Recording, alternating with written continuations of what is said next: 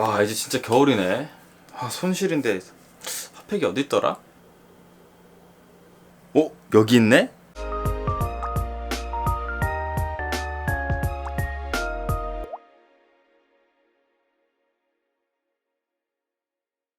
안녕하세요, 연두입니다. 제가 Z 플립 3를 사용한 지 한 달이 조금 넘었는데요. 제가 폴더블 폰을 처음 써보는데 생각보다 별로였던 부분도 있고 의외로 좋았던 부분들도 많이 있었어요. 근데 이게 아무리 말로 설명해봤자 직접 쓰기 전까진 모르겠더라고요. 그러다 보니 이번 플립이 이쁜 디자인으로 대중화에는 성공을 했지만 아직까지도 사야 될지 말아야 될지 고민하는 분들이 계실 것 같아서 제가 한 달 동안 사용하면서 느낀 경험을 공유해 드리려고 합니다. 그래서 아마 좀 주관적인 이야기들도 많이 들어갈 것 같네요. 굳이 장단점을 나누기보다는 특정 상황이나 특정 영역, 예를 들면은 뭐 카메라 이런 식으로 해서 이야기를 해보려고 합니다. 자, 시작해 보겠습니다.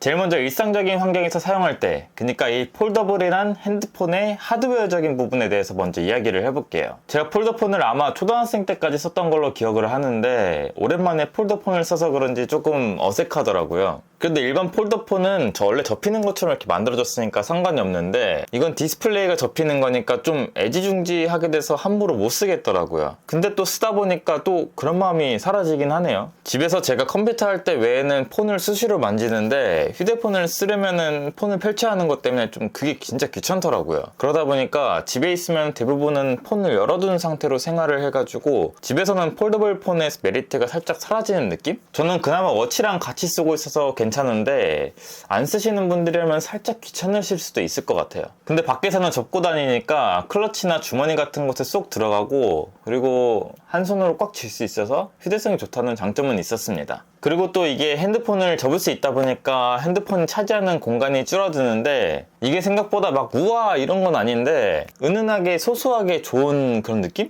어디 좁은 곳에 올려놓기 애매한 상황에도 탁 올려놓을 수 있고 특히 책상에 핸드폰 놓을 때 원래 자기랑 최대한 가까운 곳에 놓잖아요. 그때 여러 가지 물건을 놔도 충분히 공간도 활용할 수 있는 부분이 참 좋았던 것 같아요. 또 핸드폰을 접어서 사용할 수 있어서 프라이버시 보호가 되는 것도 좋았습니다. 막 사진 확인할 때나 아니면 내 셀카 같은 거 그리고 영상 혼자 보고 싶은 그런 것들 있잖아요. 그럴 때 이렇게 기역자로 꺾어서 지하철이나 이런 곳에서 간간히 쓰는데 은근 다른 사람들한테 노출이 잘 안 되는 것 같더라고요. 나름 쏠쏠한 활용법입니다. 그리고 대부분은 이제 핸드폰에 케이스를 껴서 사용을 하시잖아요.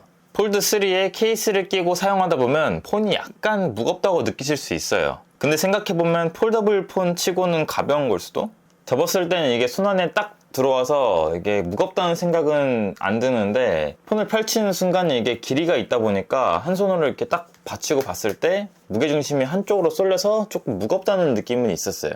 이제 홀드 버튼에 대해서 이야기를 해볼 건데 이 홀드 버튼 위치가 참 편한 것 같으면서도 약간 불편한 것 같으면서 약간 그 애매한 그 느낌? 핸드폰을 이제 이렇게 열고 손을 위로 올려서 잠금 해제를 하고 이렇게 두 번 움직여줘야 하는 게 살짝 번거롭고 아쉬운 느낌이랄까? 근데 어찌 보면 휴대폰 쓸 때 이렇게 손이랑 손가락이 전체적으로 아래쪽으로 가 있기도 하니 오작동 방지를 위해서 위쪽으로 올린 것 같긴 한데 이걸 차라리 접힌 상태에서도 지문인식이 가능하게 해줬으면 풀고 싹 열어서 바로 사용했을 텐데 좀 이랬으면 어땠을까 하는 생각이 드네요. 그리고 제가 지문인식 제스처로 해서 삼성페이도 열고 막 쓰는데 이쪽이 제 의도와 다르게 피부가 계속 닿아가지고 오작동을 하는 경우가 간간히 있었어요. 그럴 때마다 살짝 귀찮아지는 건 있었네요. 아, 그리고 제가 처음에 언박싱 할 때 이게 너무 뻑뻑해서 한 손으로 못 열고 이렇게 두 손으로 열어야 된다고 말씀을 드렸었는데 이게 시간이 지나면서 부드러워지는 건지 약한 건지 이제 한 손으로 열 수 있게 되더라고요. 이런 식으로. 그래도 아직 힘이 조금 들기는 하는데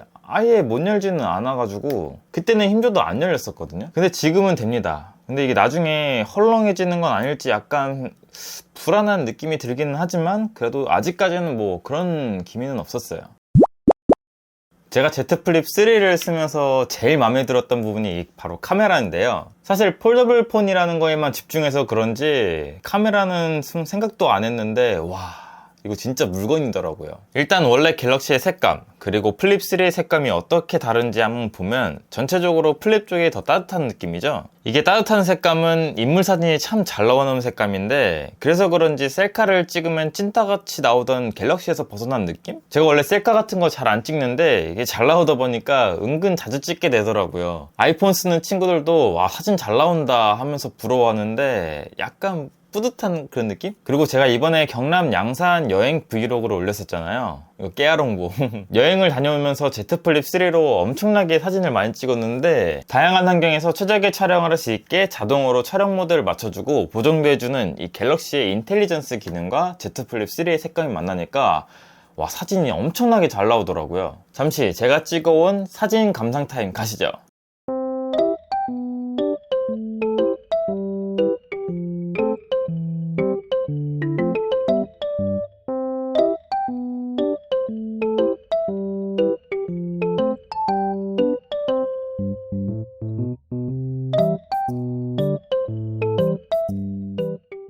그리고 이제 길이가 긴 스마트폰 특성상 이렇게 다양한 각도에서 촬영하기가 약간 불편한 경우도 있는데 이건 이제 이렇게 기역자로 꺾거나 해가지고 내가 원하는 각도에서 자유롭게 촬영할 수 있다는 것도 되게 좋았어요. 물론 그게 뭐 사진엔 다이나믹한 차이를 주고 막 뭔가 품격을 더해주고 뭐 이런 거는 잘 모르겠지만 뭔가 이렇게 촬영하는 게 더 편하고 뭔가 더 잘 나오는 그런 느낌적인 느낌? 근데 진짜 플립이 화질만 참 좋았다면은 정말 와 대박이었을 텐데 조금 그 부분은 아쉽네요.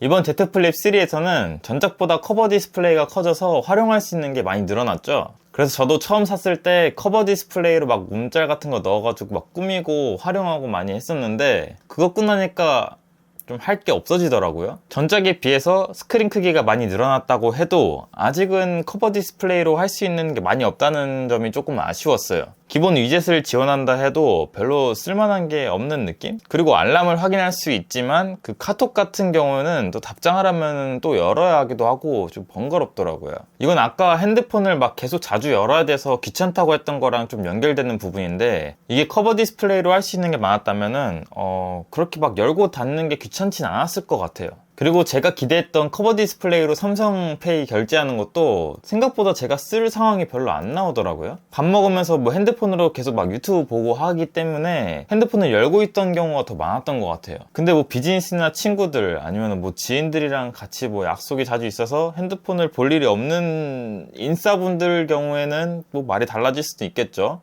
저는 아싸라서 맨날 그냥 혼자 핸드폰만 쳐다보고 플립 3 나온 지 얼마 안 됐을 때 이거 닫은 상태로 삼성페이를 결제하려고 하는데 이거 직원분이 어디로 결제할지 몰라가지고 막 앞뒤 막 대면서 왜 안 되지 해가지고 서로 뻘쭘했던 그런 기억이 좀 있네요. 물론 좋은 점도 있었습니다. 커버 디스플레이로 카메라를 사용할 수 있는 건 진짜 유용하긴 했어요. 갑자기 뭐 셀카 찍고 싶은데 사람 많고 민망할 것 같으면은 홀드 딱딱 2번 눌러서 촬영도 하고 화질도 은근 좋아서 약간 거울만큼은 아니지만 그래도 거울 보조 수단용으로 얼굴 확인도 가능하고 좋았던 것 같아요. 이제 메인 디스플레이로 와서 이야기를 해보자면 전체적인 디스플레이의 화질이나 색 표현이나 뭐 주사율 이런 것들이 폴더블 폰인 게 믿기지 않을 정도로 정말 좋았어요. 그리고 여기 가운데 접히는 부분의 굴곡이 저도 신경이 쓰일 줄 알았는데 그렇게 막 의식을 하지 않는다면 불편한 정도까지는 아니었던 것 같아요. 근데 빛이 많은 곳이나 각도를 낮게 해서 볼 때는 굴곡이 약간 빛이나 검정줄이 그어지는 건 있는데 아주 가끔 신경 쓰기는 해요.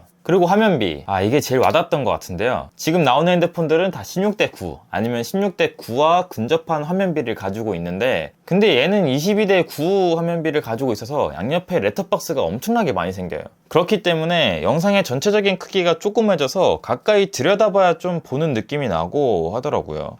이거 폴더블 폰이다 보니까 세로로 영상을 볼 때도 자주 있었는데 세로를 볼 때면 영상이 더 조그매져요. 진짜로 이렇게 영상을 보면 답답하더라고요. 사실 이걸 쓰기 전에 22대 9로 영상 보는 게 뭐 얼마나 불편하겠어 라고 생각을 했는데 막상 써보니까 저는 휴대폰으로 영상을 엄청나게 많이 보기 때문에 많이 아쉽다는 생각을 했습니다. 근데 화면이 길어서 좋은 점이 있기는 했어요. 저는 인터넷 서칭하면서 영상이랑 같이 좀 자주 보는 편인데 영상이랑 인터넷을 분할해서 띄우고 작업하면은 비율이 딱 좋더라고요. 이건 좀 마음에 들었습니다. 근데 분할하면 만들고 하는 게 불편하신 분들은 원 UI 4.0 버전에서 영상 PIP 모드에 화면 크기 조절이 가능하거든요. 그래서 위에다가 딱 채워놓고 아래에서는 작업해도 좋을 것 같네요.